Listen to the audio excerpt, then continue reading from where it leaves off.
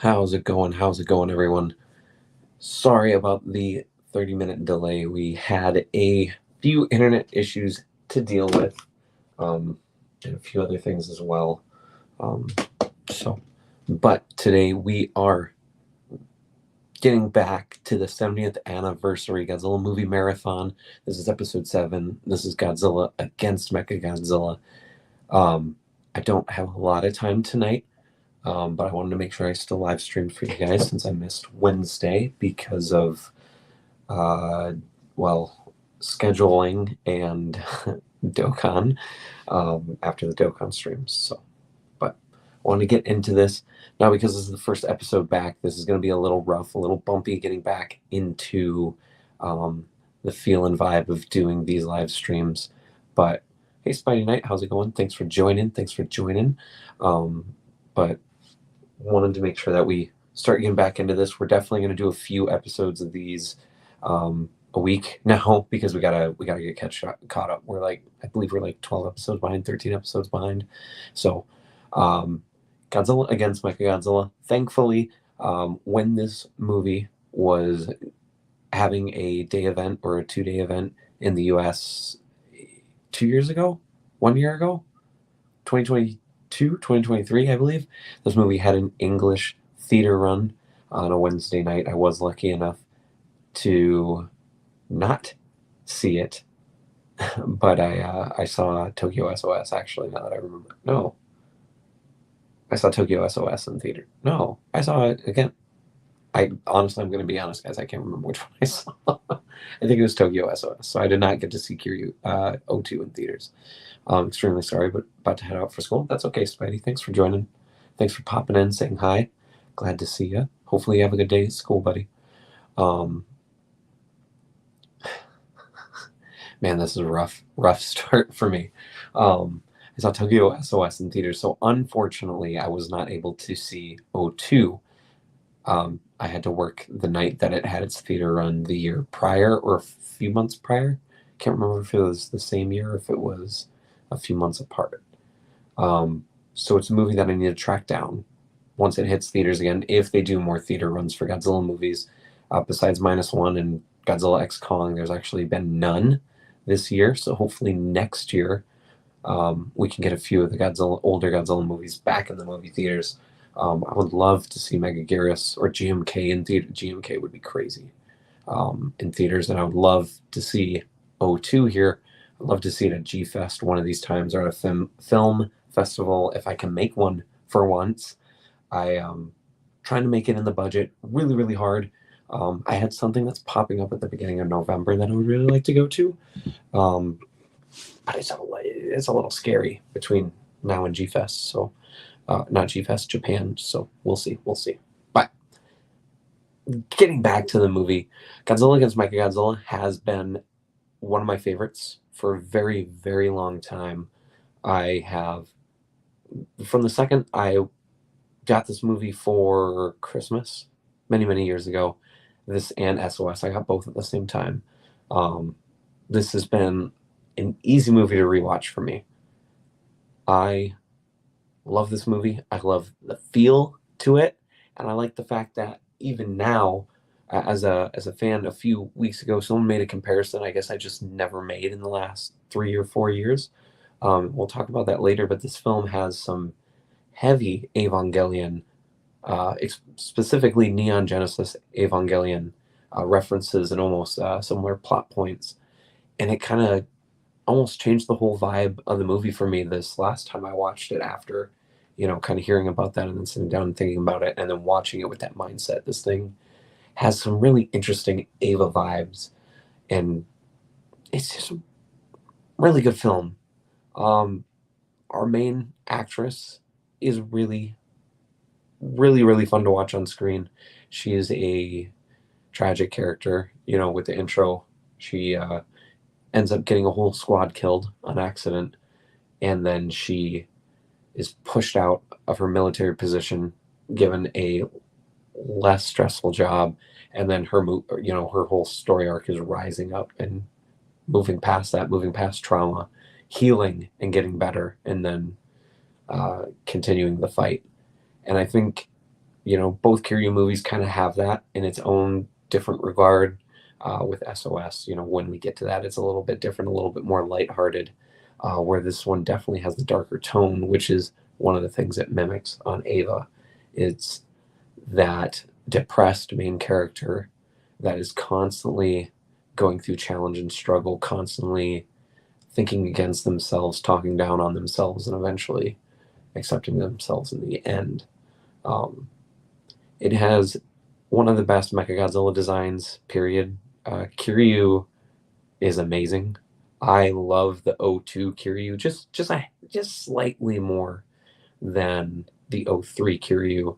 Just slightly. Something about the blue jetpack, the absolute zero cannon is just I love it. Okay. I love it. I love it. I love it. Um, it's a fun design, a modern design, and I think when you look at the Mechagodzilla's designs, when you look at how the Mechagodzilla looks like the Godzilla it is fighting against, I feel like this Kiryu is like the most bare bones like it's Godzilla. Like O2 and Kiryu look similar as to where 93 is chunky like Heisei, but not quite like Heisei. Showa Mechagodzilla and 74 very close. Obviously, Mechagodzilla almost has like a Safubi like exaggeration in some parts, and other parts are not. Legendary Mechagodzilla doesn't like it has the skeleton, like the bare skeleton of Legendary Goji, and then it kind of isn't anymore. And we're not going to talk about the animated film. Not yet. I don't want to. I don't want to talk about it. It's a dark month in Battle Line. My two least favorite Godzilla films, one of the main antagonists is one of the things. So, but it is what it is. Oh, sorry, thought bubble there.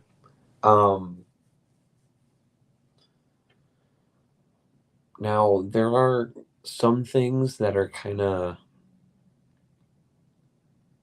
not as great with this film. I noticed this last time I watched. I think the subplot with our main characters, plural, with our main male character, kind of just half the time I would say he's a better character where he's you know making Kiryu, helping out, and oh goodness, what is going on? Can you guys hear me, by the way? You guys hear me? I feel like I may have been talking for the last 8 minutes. Um, Here, let me check on my phone. I had a weird internet started to cut out again. Let me make sure that you guys can hear me quick. I don't know what's going on with the internet tonight. We might reschedule this for tomorrow. Can you hear me quick? I don't know what's going on with the internet tonight. We might reschedule this for tomorrow. I don't know. I'm working. That's really frustrating. I'm sorry, everyone. Um, Watching my internet because it was being glitchy, and I'm watching it on my phone on my internet app, and it is, and they're my phone. I just lost my data too. That's weird, weird, weird, weird. All right, well, we'll go for a little bit. I'll make sure things are still working. I'll keep checking in on the stream on my phone really quick. But this might be a mulligan episode, regrettably, which is kind of sad because this is one of my favorite movies. But might be a mulligan episode just due to the internet not really behaving. So if anyone's out there in the chat, let me know if voice cuts out, stream freezes, let me know. I'll try to get it fixed. Otherwise, we might have to do this tomorrow. Reschedule for tomorrow, which is pretty frustrating because it's Labor Day tomorrow. So we'll see. We'll see. But so as I was saying, so our main protagonists, the three mains, the gentleman that is the lead, when he's not hitting on and being kind of creepy goofy with our main actress, I feel like his character is way better as a father. I forget the term for husbands who have their wives pass away, but strange. I believe it's a strange husband, strange wife. I think that term works for both. I definitely know it's. I don't believe it's widow for males, but for husbands, but could be wrong too. His wife passed away. Like when he's going through that, he kind of seems to be going through the moral kind of struggle, the little kind of moral struggle he has with bringing back Godzilla, even though he's bringing back kind of the arthropods at the beginning of the film, is interesting. But then it keeps swatching to him just really trying too hard with our main actress. It's kind of a little weird. And I know the English dub makes it even worse than the original Japanese audio with the Toho subtitles. But it's still, there's sometimes where it's a little cringy, especially I think that part of the film doesn't age quite as well, um, personally for me at least. But and then we have the young little girl who, oddly enough, is pretty damn good at acting. And like her story arc and the way she conveys it is on par with a lot of the adult actors and veterans that are, veteran actors and actresses that are in the film. And she doesn't really, I want to say she has too much of an arc, but she has this at the beginning of the film, she seems happy and then she's not. She's very, sad about her mom passing and she has a plant. And then we have our main actress kind of, you know, shows her that it's going to be okay. And then she watches her go through her struggles and overcome those struggles and grow, and then kind of grows not with her, but perpendicularly with her character. Um, and it's kind of just an adorable art to watch two of our main characters just go through, struggles and then overcoming everything and ending up okay at the end of the film, even though really our main our main character is the only one that actually has a struggle. Um, so she's the only one fighting. We do have some side characters that are pretty good. We have our typical, it's a military, it's mostly military films. We have our bully, uh, I don't want to say antagonist, who's, bullying everyone, and then he earns respect. Same thing with the whole team. It's kind of that typical 90s, early 2000s, like teamwork film where everyone's against one person. By the end, she wins everyone over. So it's kind of typical. Um, Not bad, just nothing like out of the park either. It works with the film. It works with the plot. It makes sense. It's not just kind of like it's a typical like a high school plot. Like there's reasons why it's there, and reasons why it takes till the end of the film to get where it needs to, where all of our characters get to in their relationships. Um, and that's really it with the human characters. you know, the human side of the story isn't as crazy as a lot of the other films, especially when you look at like GMK, even SOS. I feel like is a little bit more human complicated, even though it's a lot more of a simpler film. Final Wars even, but there's so many characters in Final Wars that it's kind of not a fair comparison. Um, it's got a it's got better human characters than the first two Millennium films. For being critical, 99 struggles a little bit, and MechaGears has great characters and also has some pretty bad characters as well. So it's kind of a good middle ground in the Millennium series, where it's kind of the first two are a little rough for a lot of people. GMK is really good. This one's a good middle of the bar. SOS is kind of like in the same area. And then depending on how you feel about Final Wars is either really great characters or really not. Not a lot of arc in that. So a good middle of the Millennium series, I think. With this being one of the better films, I think I'd put it at number. We'll save that till we do the list. Till we do the list, but it's up there. It's up there on the list. Sorry, my vocal cords happened to also be shot this week. A lot of yelling at work.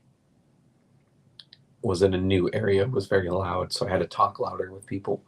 Um, so that was fun, and I was getting trained, so I had a lot of talking to do. So I do apologize. I'm gonna have to take drinks throughout the stream. Um, but I think the two main things with this movie, the two exceptional things with this movie, is the kaiju with Godzilla and Kiryu, and then the actual effects of the movie. This movie looks really, really good when it comes to the practical effects. And for the scenes that are CGI or CGI altered, some of them look okay. And then there's one infamous scene in this film that I think everyone can agree that doesn't look good. The Godzilla swimming underwater, that does not look good at all. Um, does it look better than 99? I don't know. Does it look better than 99? Maybe a little bit. Not much though. Not much. Not much better. But it's Godzilla swimming underwater, What can you do? What can you do? But then the practical effects, the cinematography, the scenery, I think that's where this film really, really takes its shine. There's a lot of Kiryu in this film, obviously. There's quite a bit of Godzilla in it. It's very, very nice looking. Obviously, I think one of the best scenes in the whole film, hands down, is the Berserk scene that Kiryu goes through, which, once again, is an Evangelion reference, or could be interpreted as an Evangelion reference. I don't think there's any confirmation out there. It's just something a few people noticed. I saw it on Instagram, and I was like, "You're right. It does kind of seem like that." I can't remember who posted that, but it wasn't my original thought. It was pointed out on a post, and then I was like, "Oh, shit, you're right." So I'm not taking credit for that idea, and I'm definitely not the first one to have that idea, especially talking about this movie. But it really does seem to have those Ava references. And then when you look at the merchandise, the Kiryus are always the ones getting the Ava colors. Just saying. Just saying a little bit. Something seems a little suspicious there. So, but the Berserk scene, I feel like, is probably one of the best looking scenes in all of Godzilla.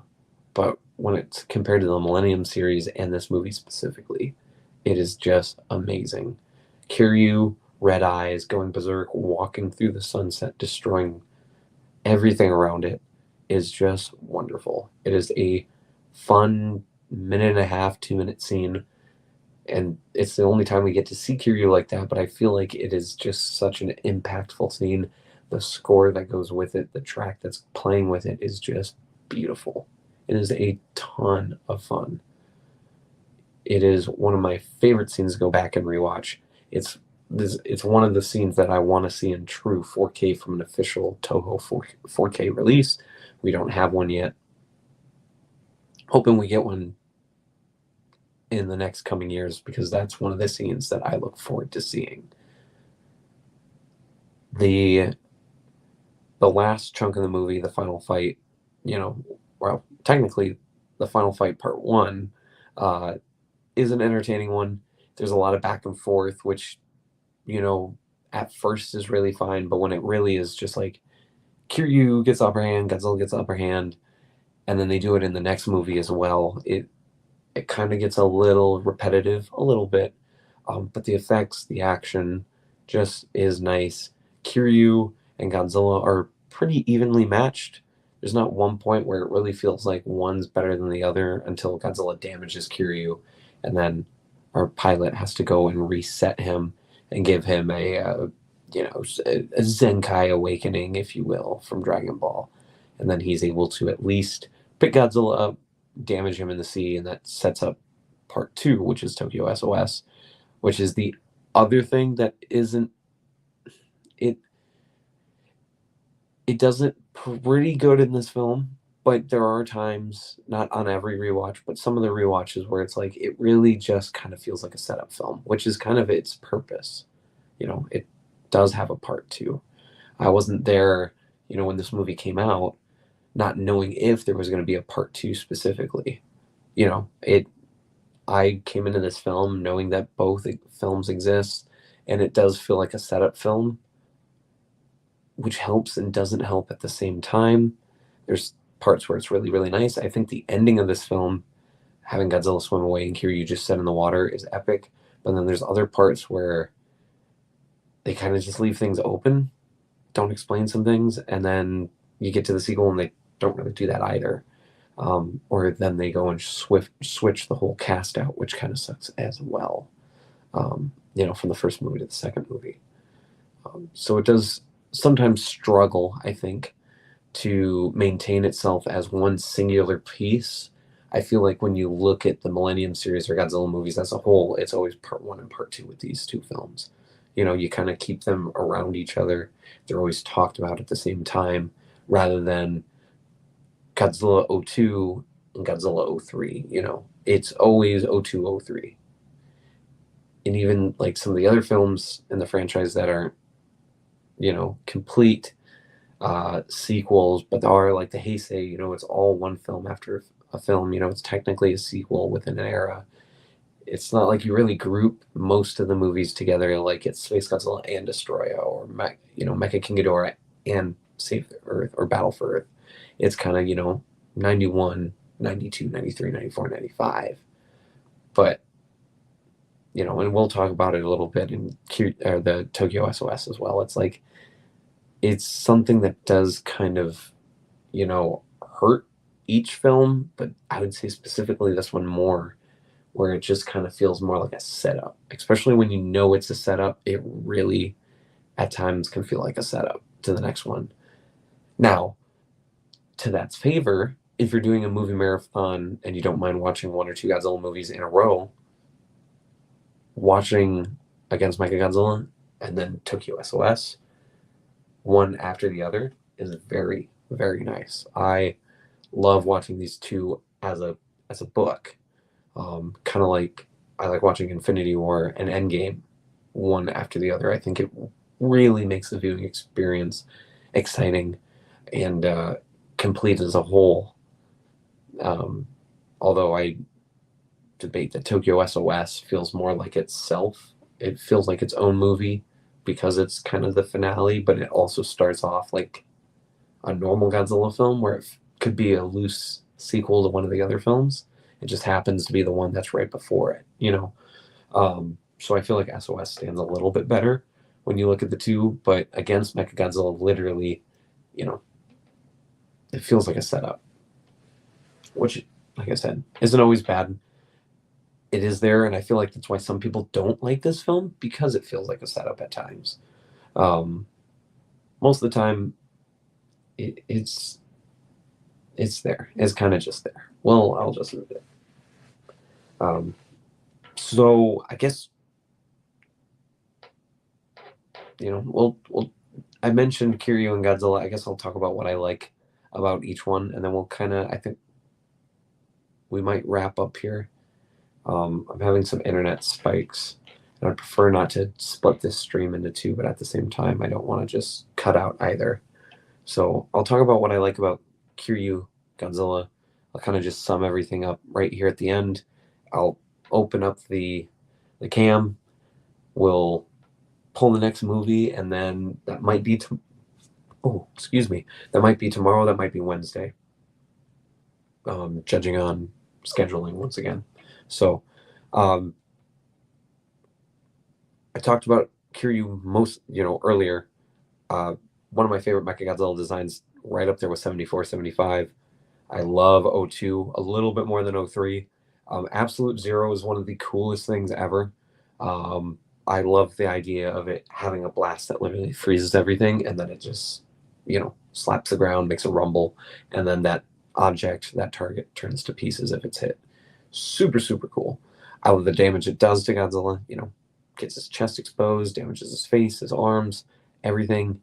Godzilla gets beat up in this film, and that's one of its strong points. Is it makes Kiryu feel really, really strong because it actually is able to do something that most films don't do, and that's damage Godzilla, especially in the later years. Heisei and Millennium specifically, not a lot of battle damage. He takes a lot of hits, but then he kind of just gets up and then he, angers out of it. Where here it's like we could see the representation, and then in the next film, kind of get to see the effects and the reactions to those damages and how it improves. This Godzilla itself is super strong. It's not completely overpowered like Legendary Goji or Final Wars Goji, and it's also kind of the best of both worlds, I think, of the Millennium series. Now, 99 is my favorite. 99 and 2000 is my favorite of this Godzilla style. I would say 99, 2000, 02, and 03 are kind of like all in the same boat, where they have the larger spines. Um, they do take the spines down a notch from the 99 suit, so they make them a little bit shorter, and then they make the two sides going down, or the two outer rows, really short. So it's kind of more like a crown shape around the large ones. Super cool. It's also just kind of plain colored Goji, gray, silver. I love the face, the eyes. It's got a really cat-like face. Not as much as Final Wars, but it's still got it there. And then he's just got this eye expression. I love the way they do it. And his roar too. Millennium roar. Lovely, lovely roar.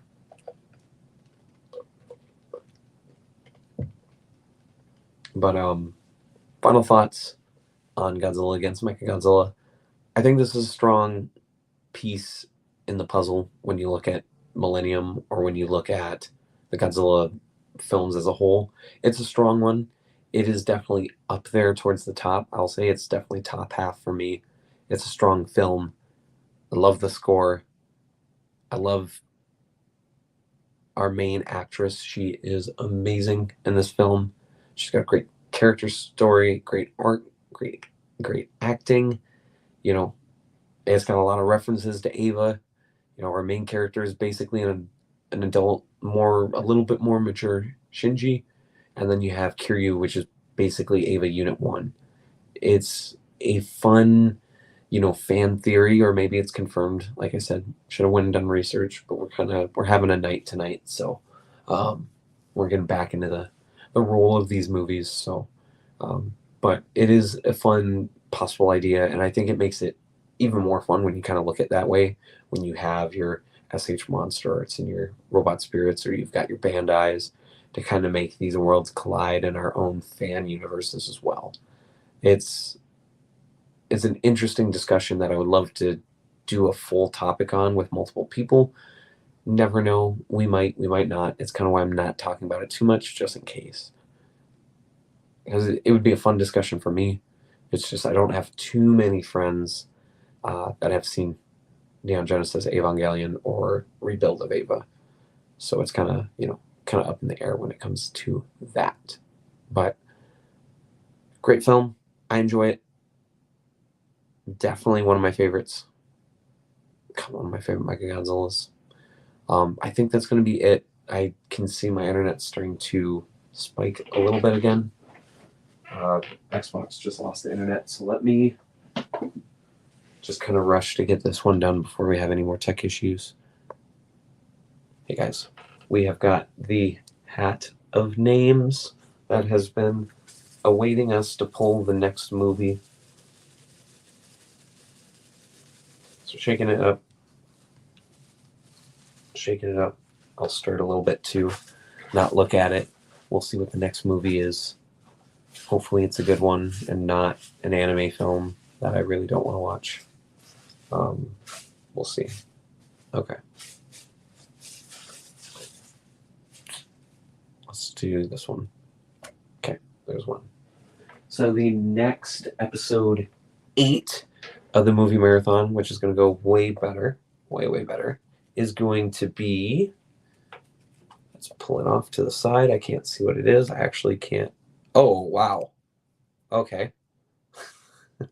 Godzilla Tokyo SOX is next. So that's funny. Didn't look for it, but fate finds a way. So episode 8 will be Godzilla Tokyo SOS. That is funny. I'll be able to redeem this live stream with its sequel partner film. So there you guys have it. I'm going to actually watch that once or twice tonight. So thank y'all for joining. Like I said, I'm sorry this one's short. Sorry this one kind of got delayed, and sorry it's kind of all over the place. Tonight's just been a little bit crazy. Internet's been crazy. Life has been crazy. We'll come back tomorrow. Whether it'll probably be just a standard stream, and then hopefully Wednesday or Tuesday maybe we'll be able to really home in on Tokyo SOS. So hopefully you guys are ready for that. I will see y'all in the next episode, and I'll see you guys later. Everyone have a happy Labor Day tomorrow, and I'll see you guys later. Bye bye. Bye bye.